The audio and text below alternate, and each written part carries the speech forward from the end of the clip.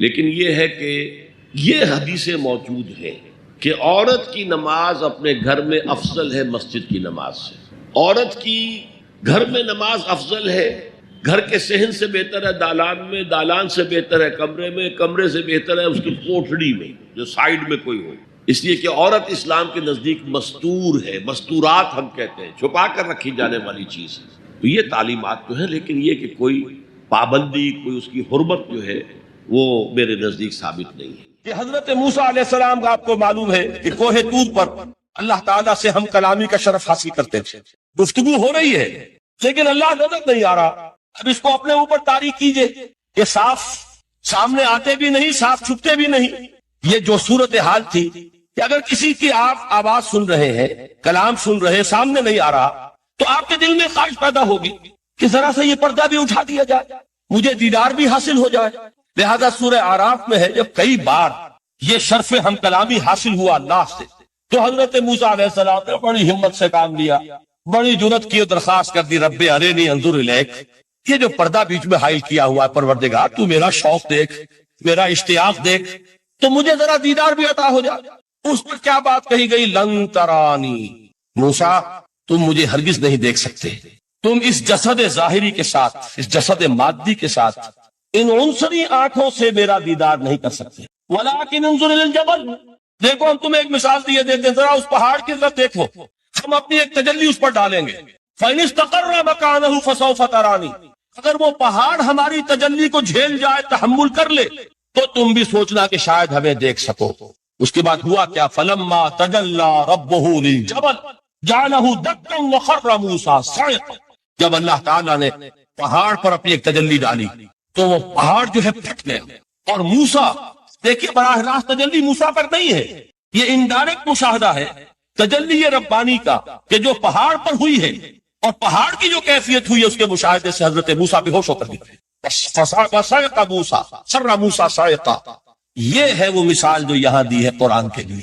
او انزلنا هذا القرآن على جبل لرأيته خاشعا متصدعا من خشية الله. نتیجہ کیا نکلی؟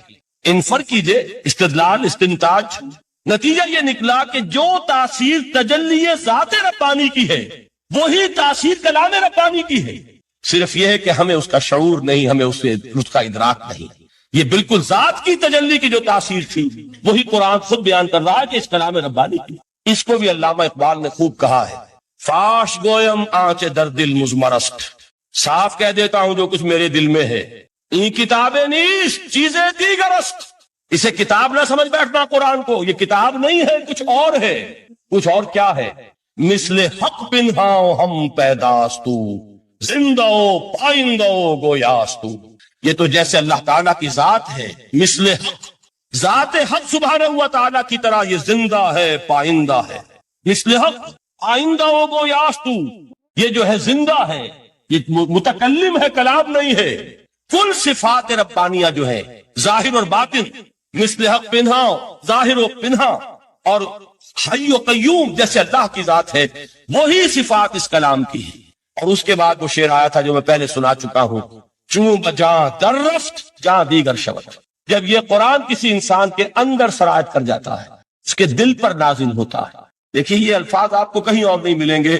میرے نزدیک جہاں علامہ اقبال اس دور میں قرآن کی عظمت کا سب سے بڑا ثبوت ہے، وہاں عظمت قرآنی کے سب سے زیادہ واقف اور اس کا سب سے زیادہ شعور رکھنے والے بھی علامہ اقبال. یہ الفاظ آپ کو کہیں نہیں مل سکیں گے کہ مثل حق پنہاؤ ہم پیداستو، زندہ پائندہ گویاستو، چوں بجاں در رفت جہاں دیگر شود، جہاں چو دیگر شد جہاں دیگر شود. جب یہ انسانوں کے اندر سرایت کر جاتا ہے، ان کے اندر ایک انقلاب آ جاتا ہے، اور یہ اندر کا انقلاب ہے جو ایک عالمی انقلاب کا پیش خیمہ بنتا ہے. آپ آرڈیننس کے ذریعے سے نمازیں پڑھوائیں گے تو پھر نماز وہی پڑھی جائے گی جو آفس ٹائم میں آئے گی. باقی اور کیوں پڑھیں گے؟ وہ تو آرڈیننس کے ذریعے سے پڑھائی جا رہی ہے. اس کا حشر تو وہ ہوگا جو ہمارے ہاں دیکھا جا چکا ہے. اور اس وقت بھی، اس زمانے میں نے یہ سنا ایک جگہ کہ کلاس 4 امپلائیز جو ہیں، تو شروع میں جب آرڈیننس نافذ ہوا تھا ہمارے ہاں تو دفتروں میں بڑا اہتمام ہوا، آفیسرز نے خاص طور پر بڑے اہتمام سے ظہر کی نماز پڑھنی شروع کی.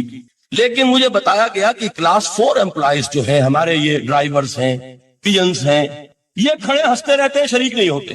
میں نے ان سے کہا وہ اس لیے کہ انہیں معلوم ہے کہ آپ بھی تو یہی پڑھ رہے ہیں صرف نماز، باقی آپ کے ڈرائیور سے اور آپ کے خانسامہ سے یہ بات چھپی ہوئی نہیں ہے کہ عصر آپ نے بھی نہیں پڑھنی، یہ صرف زور ہے جو آپ پڑھ رہے ہیں۔ تو یہ اصل میں اندر کا انقلاب جب تک نہ آئے، باہر کا ٹھوسا ہوا انقلاب وہ تو جب پریشر ہٹ جائے گا تبدیلی ختم ہو جائے گا۔ چوں بجاں در رفت جہاں دیگر شبت، اندر انقلاب آئے، جب اندر تبدیلی ہو جائے گی اب انسان کا پورا وجود بدلے گا، پھر اس کے اندر سے تبدیلی جو ہے وہ ابھرے گی، اسے کسی خارجی دباؤ کی ضرورت نہیں ہوگی۔ جہاں تو دیگر شد جہاں دیگر شمن، اور جب انسانی شخصیتوں کے اندر یہ انقلاب اندر سے آتا ہے تو پھر وہ عالمی انقلاب بنتا ہے، جیسے کہ محمد رسول اللہ کا انقلاب۔ واقعہ یہ ہے کہ اگر جوش کانسپیریسی، عبداللہ ابن سبا کی سازش اگر کامیاب نہ ہو گئی ہوتی اور مسلمانوں کے اندر آپس کا اختلاف اور سرپھٹول نہ ہو جاتا، جو حضرت عثمان کی شہادت، پھر حضرت علی کی شہادت رضی اللہ تعالی عنہما، اور حضرت علی کی دوران خلافت یہ آپس کے جو بھی جنگیں ہوئی، جنگ جمل، جنگ صفین، جنگ نہروان، اگر یہ نہ ہوئی ہوتی تو جس سپیڈ کے ساتھ اور رفتار کے ساتھ انقلاب محمدی کی توسیع ہو رہی تھی علی صاحب الصلاۃ والسلام، کوئی طاقت دنیا میں نہیں تھی۔ اقبال نے اس کا بھی نقشہ کھینچا ہے کہ تھمتا نہ تھا کسی سے سیل رواں ہمارا، وہ سیل رواں تھا، کوئی روکنے والا نہیں۔ انٹرنل سیبوٹاج وہ ہے کہ جس نے اس انقلاب کا راستہ روکا۔ تو واقعہ یہ ہے کہ وہ اندرونی انقلاب حضور نے برپا کیا قرآن کے ذریعے صحابہ میں، اندر سے جو انقلاب تھا اس نے عرب میں ایک انقلاب کی شکل اختیار کی، اور یہ انقلاب جو ہے اتنی اپنے اندر قوت رکھتا تھا، اتنی پوٹینشیلٹی تھی اس کی کہ وہ 20 برس کے اندر اندر کہاں آکسس دریائے جیہوں، کہاں اٹلانٹک، تصور تو کی تاریخ میں اس سے پہلے اتنی بڑی کوئی مملکت قائم ہوئی نہیں، کہاں یمن اور کہاں ایشیا کوچک، ایشیا مائنر ٹرکی، یہاں سے وہاں اور وہاں سے یہاں، اتنی عظیم مملکت حضرت عثمان رضی اللہ تعالیٰ عنہ کے خلافت میں ہو چکی تھی۔ یہ بات اگر یہ چلتا معاملہ آگے تو کوئی قوت اب نہیں رہی تھی، سلطنت روما ختم ہو چکی تھی، سلطنت کسرا ختم ہو چکی تھی، پرچے اڑ گئے تھے، سی طاقت رہ گئی تھی جو شراب کا راستہ روکتی۔ یہ وہ یہودی سازش ہے جس نے اندر سے سیبوٹاج کی۔ بہرحال یہ ہے انقلاب محمدی کا طریقہ، اندر سے تبدیلی۔ اسی کو علامہ اقبال نے کہا ہے، تیرے ضمیر پہ جب تک نہ ہو نزول کتاب، گرہ کشا ہے نہ راضی نہ صاحب کشاف۔ یہ قرآن اب بھی تم ایسے محسوس کرو کہ جیسے تمہارے دل پر نازل ہو رہا ہے۔ اور مجھے یاد آیا امام ابن قیم رحمت اللہ علیہ، ان کا ایک بڑا پیارا جملہ ہے، وہ کہتے ہیں قرآن کے بعض پڑھنے والے ایسے ہیں کہ جب وہ قرآن کو پڑھتے ہیں تو یوں محسوس کرتے ہیں کہ قرآن مصحف پہ لکھا ہوا نہیں ہے، ان کے اپنے دل کے اوپر کندہ ہے، اوپر سے پڑھ رہے ہیں، یعنی اتنی کامل مطابقت وہ محسوس کرتے ہیں، اپنی فطرت، ہیومن نیچر اور قرآن کے اندر اتنی مطابقت ہے، اس طرح وہ ٹیلی کرتے ہیں ایک دوسرے کے ساتھ کہ محسوس ہوتا ہے کہ وہ کتاب ان صفحات میں لکھی ہوئی نہیں ہے بلکہ لوح قلب پر لکھی ہوئی ہے کہ جہاں سے وہ انسان اسے پڑھ رہا ہو۔ تو پہلی بات تو قرآن مجید کی آیت کے حوالے سے اس پہلو سے ہمارے سامنے آئی کہ جو تاثیر ہے ذات ربانی کی تجلی کی، وہی تاثیر ہے اس قرآن مجید کی، بشرطے کہ ہمارے دل جو ہیں وہ کچھ اپنے اندر اس استعداد اور صلاحیت کو پیدا کریں۔ دوسرا مقام ہے سورہ یونس کا۔ اب کسی کلام کی عظمت کا دوسرا پہلو ہو سکتا ہے اس کی افادیت کے اعتبار سے، اس سے فائدہ کیا ہوگا نوع انسانی کے لیے۔ دیکھیے 2 آیات، یہ عظیم خزانے ہیں عظمت قرآن کے۔ سورہ یونس میں یا ایھا الناس، اے لوگو، قد جاءتکم موعظۃ من ربکم وشفاء لما فی الصدور وہدی ورحمۃ للمؤمنین۔ 4 الفاظ نوٹ کر لیجیے۔ اے لوگو، آ گئی ہے تمہارے پاس وہ چیز تمہارے رب کی طرف سے جو موعظہ ہے۔ موعظہ کسے کہتے ہیں؟ نصیحت۔ اس بات